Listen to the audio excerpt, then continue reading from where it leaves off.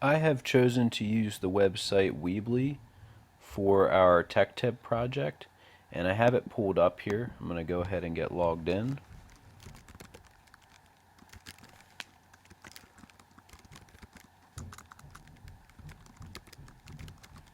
And I've already created a Weebly account. It is definitely something that I would suggest doing because, as you can see here, I actually have a couple of websites that I'm able to go under and edit with the creation of the account. Here is our initial one, bridging the gap, documenting a visual tour of Lancaster. And then the one I've created for this project is the history of the Renaissance. I'm going to go ahead and log into that. So here you can see this is the home page that I've created. Now, in order to look at your layout or to make changes for your layout, you go into Design and change theme. And when you start a website initially through Weebly, this will pop up and it'll also have you create a domain name. You can pay to join the site and you'll be able to create a domain name, or it'll give you the option of just tagging Weebly onto the end of it as it is up here, and then you can actually have a website and you won't have to pay for anything.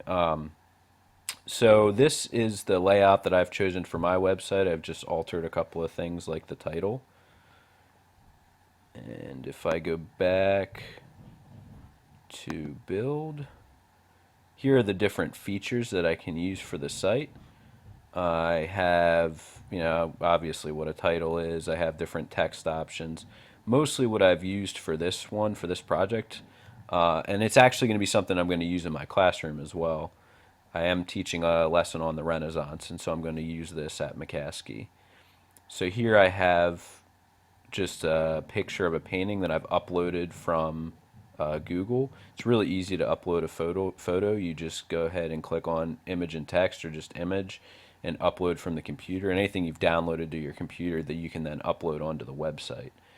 And here I just have some facts about the Renaissance that I'd want my students to know. And then I've divided it up into time periods, so you can add pages pretty easily to this. Up here at the top it says pages, and you just hit page and then you add a new page to your website. And I have the early Renaissance. Now, here I have a picture by Giotto. He was a Renaissance painter. And then I have a couple of descriptions. One of them actually is of Giotto. And then Dante and Petrarch, different key figures that I'd want my students to know something about. And it's also important to know that the Renaissance started in Florence, so you have the option of adding a map. You can click that, and anything that you add, you're going to need to click and just drag it over like that. No, I don't. Oh, darn it. Well, I can go ahead and remove that later, but you can see now I have a map of San Francisco on my website. And you can also add a forum if you want your students. I would use this as a discussion point based on here. Well, you can see based on your own observations and stuff we use from class, as well as reading things from the website. And then I would have the students post here about what they're learning about, and maybe use a formative assessment at the beginning of the next class just to see what they've picked up on. It's actually should be, yeah, it's easy to get rid of this. I'm going to go ahead and delete that.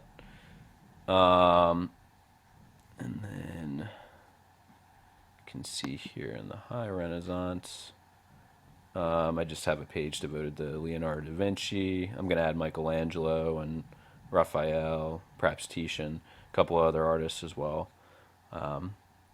Now, you can also add different hyperlinks and YouTube videos. We had that with our other project on the other website. There's YouTube, and you can add audio, but you have to become a full member. It might be a good idea just to be a full member, because then you can use all the features. And if you plan to use this frequently for your classroom, it's probably a good idea anyway. But yeah, I have that. And there was something. Oh, yeah, I was going to add a link to the Vatican Museum, but unfortunately, I do plan to use this in the classroom. I'll be using this during our last 3 weeks of class.